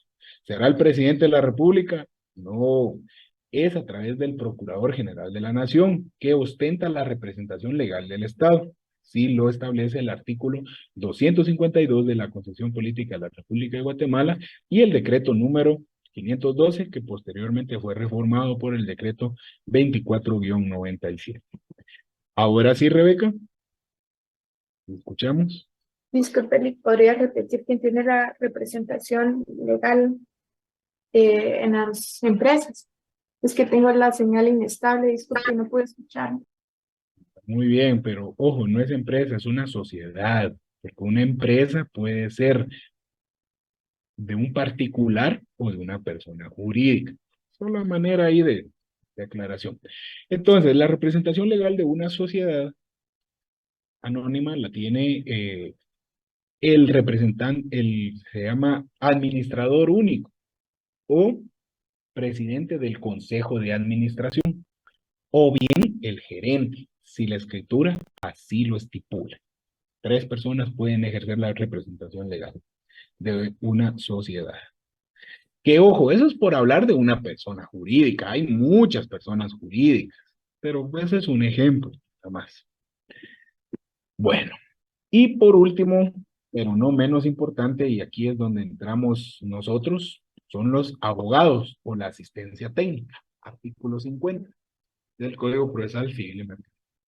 Las partes deberán comparecer al proceso auxiliados por abogado colegiado activo.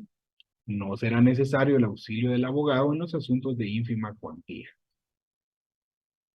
Que ya no hay asuntos de ínfima cuantía, entonces siempre es necesario el auxilio técnico profesional. Este es un requisito de todo escrito inicial, señalar el abogado que lo está dirigiendo. Está contenido en el artículo 61, numeral 8, que son los requisitos de todo primer escrito. Le agradezco a Jacqueline que acaba de compartir en el chat de esta reunión el enlace de la asistencia del día de hoy. Recuerden llenarlo. Bueno, esas son las principales personas que intervienen dentro de un proceso. Porque ustedes me pueden decir, licenciado, pero también van a haber testigos, van a haber peritos. Sí, pero ellos van a ser medios de prueba, no intervienen como tal dentro del proceso. Último tema a desarrollar el día de hoy, la acción y pretensión. ¿Qué debemos de entender por acción y pretensión? Primero, acción procesal. Es la facultad o derecho subjetivo que tiene una persona para poner en movimiento un órgano jurisdiccional solicitando justicia, haciéndole saber al juez sus pretensiones, o hablando en primera persona, nuestras pretensiones, a través de un escrito inicial o demanda. Entonces, acción es poner en movimiento un órgano jurisdiccional solicitando justicia. Y pretensión, anticipando, va a ser la petición en concreto que queremos que se resuelva. Acción, poner en movimiento el órgano jurisdiccional. Pretensión, hacer valer o solicitar la petición en concreto que queremos. Clases de acciones. Existen tres, que son las principales. La primera es la declarativa, porque declaran un derecho hasta ese momento inexistente. Como por ejemplo, y aquí me voy a referir a estos con ejemplos en materia de familia. Declarativa, declarar un derecho. Por ejemplo, la paternidad y filiación. Antes de promover el juicio no existía ese derecho, que ya fue declarado por el juez. Segunda clase de acción, constitutiva.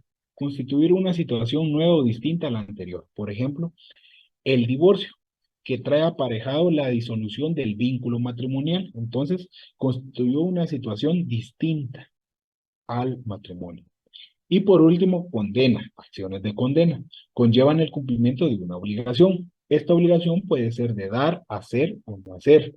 Ejemplo, una pensión alimenticia. Conlleva una obligación de dar, periódicamente, en este caso de forma mensual, determinada cantidad de dinero en concepto de derecho de alimentos. También tenemos otras dos clases de acciones procesales, las principales y las accesorias.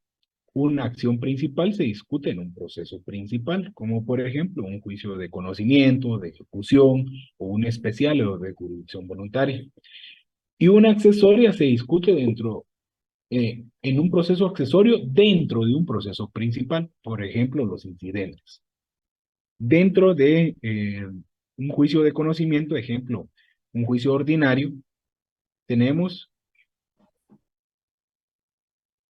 la etapa de la demanda y de la contestación de la demanda. Pero previo a la contestación de la demanda, existen las excepciones. Las excepciones se deben de tramitar y resolver en la vía de los incidentes. Entonces, si bien es cierto, se va a resolver en definitivo un asunto accesorio, no está terminando el proceso principal. Y por último tenemos el tema de la pretensión. Es la petición que se le hace o que le hace una persona, en este caso una parte procesal al juez, para hacer efectivo un derecho que cree que le asiste y que quiere que se le declare. Por eso van de la mano acción y pretensión. Y ahora sí, por último, yo así voy a decir hace minutos, por último, y nunca se termina ahí el texto, son las formas de terminar el proceso. Existen dos formas. Formas normales y las formas especiales, me gusta a mí decirlo porque anormales se escucha muy feo, pero bueno, si algo es normal, el antónimo va a ser anormal. Está bien, es válido. Las formas normales de cómo termina un proceso es con sentencia, sobre todo para los procesos de conocimiento y especiales. Perdón, para los procesos de conocimiento y de ejecución. Pero también los asuntos de jurisdicción voluntaria o procesos especiales terminan con un auto final, no con sentencia. Pero cualquiera de estas dos formas es válida como una forma normal. ¿Por qué? Porque se inició el juicio desde su inicio hasta su final.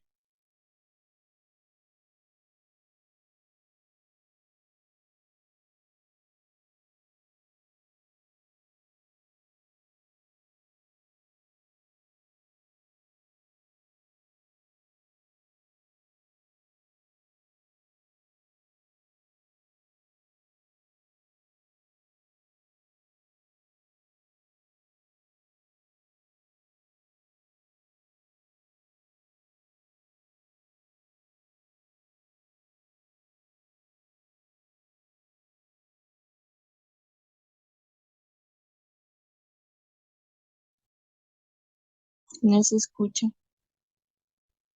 Dale un momentito, por favor.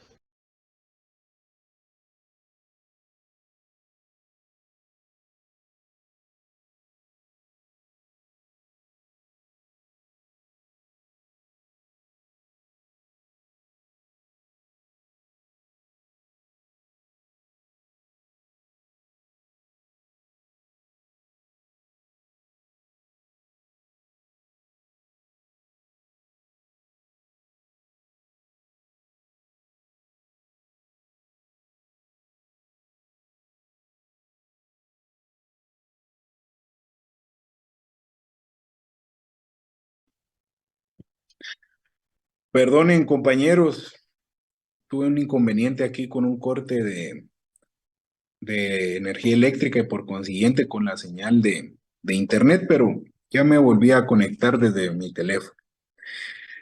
Les estaba explicando sobre las formas de terminar el proceso y por no saber cuál fue el momento preciso en el que se cortó la señal, voy a recapitular y a repetir todo lo concerniente a este tema.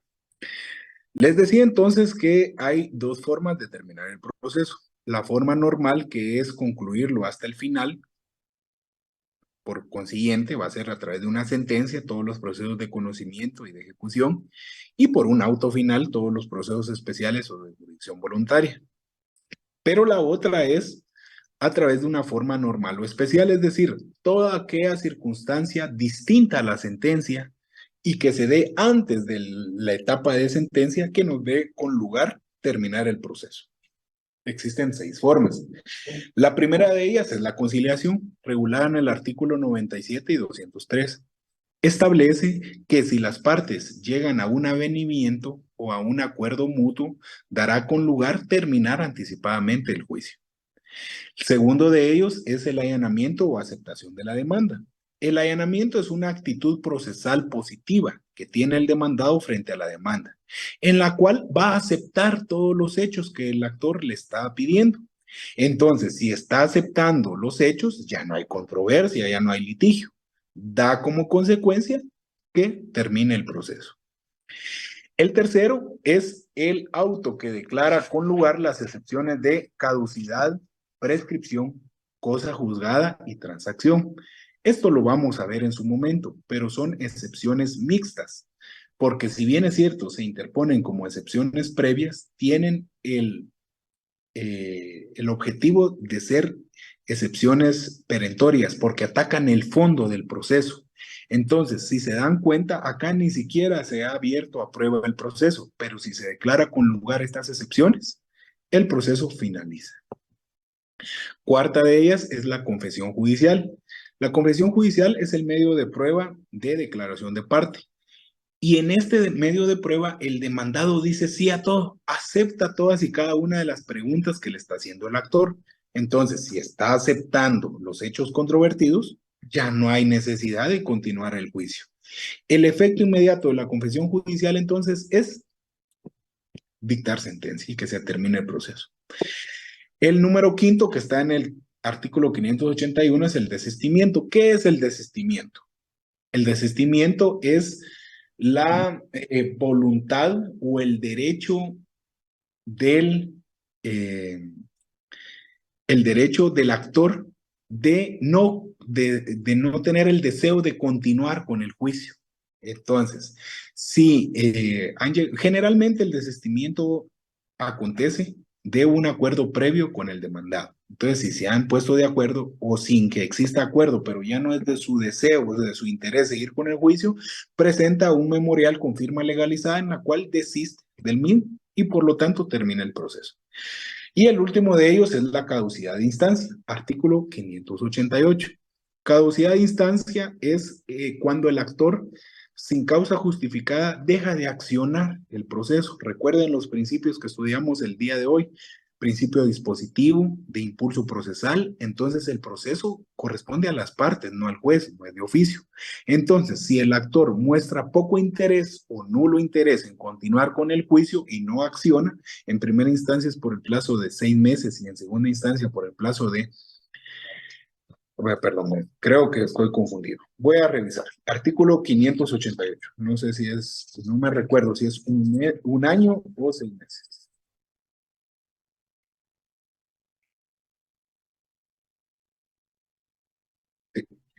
En primera instancia es por transcurso de 6 meses sin presentar ningún memorial o sin accionar. Y en segunda instancia es por el transcurso de 3 meses. Esto da como consecuencia que el juez declare abandonado el proceso y por lo tanto termine extraordinariamente o de forma especial. Es así como todos los procesos en materia civil y de familia se rigen por estas circunstancias y que son generalidades del derecho procesal civil y de familia. Bueno, compañeros, ese es el último tema que estaba contenido en el texto que fue compartido para el día de hoy. Y si alguien tiene alguna duda, pregunta relacionado con el tema, este es el momento que la puedan plantear.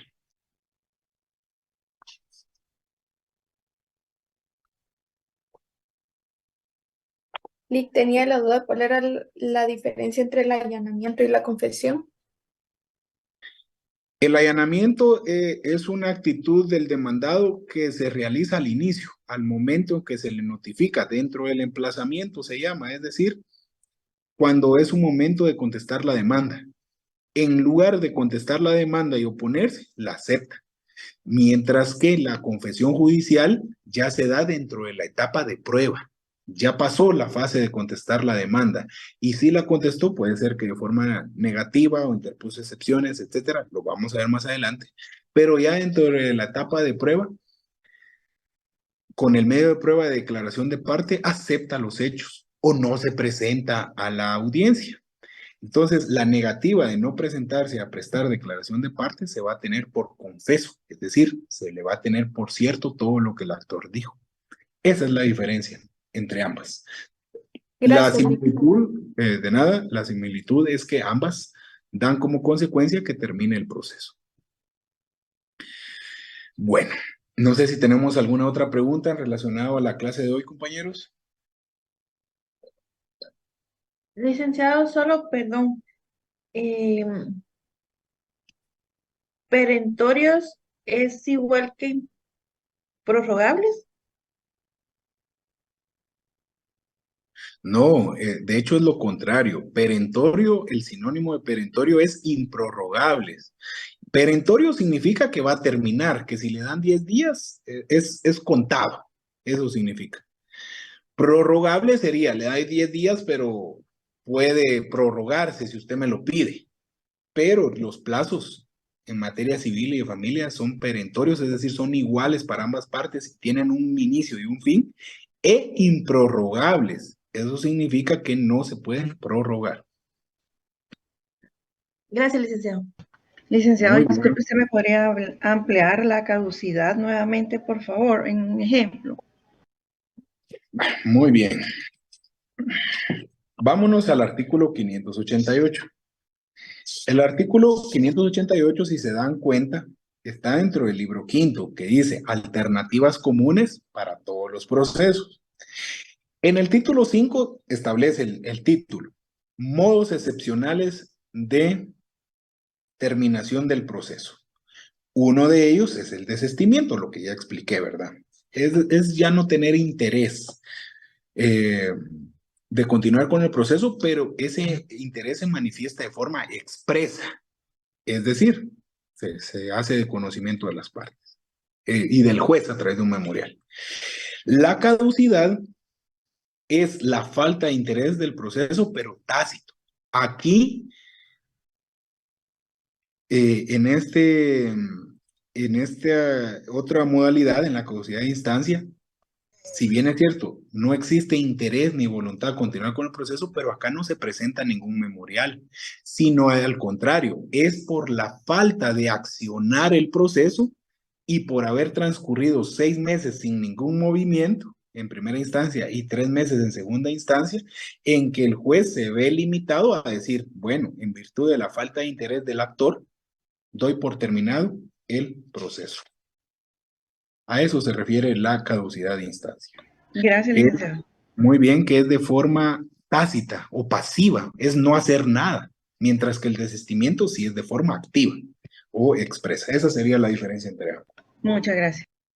Muy bien, qué bueno, compañeros, que les han surgido dudas, sobre todo con las últimas instituciones, y eso da lugar o da pie a que a partir de la próxima clase, después del parcial, ya entremos de lleno al ámbito procesal y todo lo que hemos estudiado en materia sustantiva lo vamos a llevar a la práctica y vamos a tener algunos ejemplos de juicios.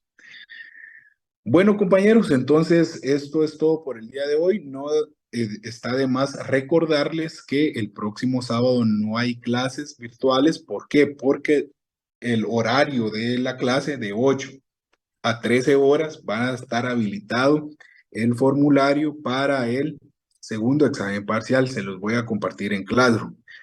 Y hay de aquel que me vaya a escribir, Lick, no me dio tiempo de hacer el segundo parcial, lo puedo hacer el lunes, el martes, puedo hacer algún trabajo, ¿qué otra posibilidad hay? Compañeros, se los estoy avisando con debida anticipación. Y para todos aquellos que en un principio sí van a participar en el voluntariado en la segunda vuelta electoral y no lo hicieron, para que no se vean afectados con el tema de puntos, realice su segundo parcial. Ahora bien, escuchen muy bien lo que voy a decir. Si usted participó en el voluntariado, registró su asistencia y aún así se va a hacer el examen parcial, en lugar de darle puntos, quitarles voy a poder. ¿Por qué? Porque no está siguiendo instrucciones, simple y sencillamente. Y recuerden que uno de los fundamentos que platicamos para participar en la segunda vuelta electoral era la exoneración del examen. Bueno, si no hay más dudas o interrogantes, damos por finalizada la sesión de hoy. Recuerden marcar su asistencia. Gracias ahí a Jacqueline que compartió el link. Y estamos en comunicación entonces. Voy a publicarles el link como publicación de Classroom para que todos lo puedan ver. Que tengan un buen día. Gracias, licenciado. Buen día. Licenciado,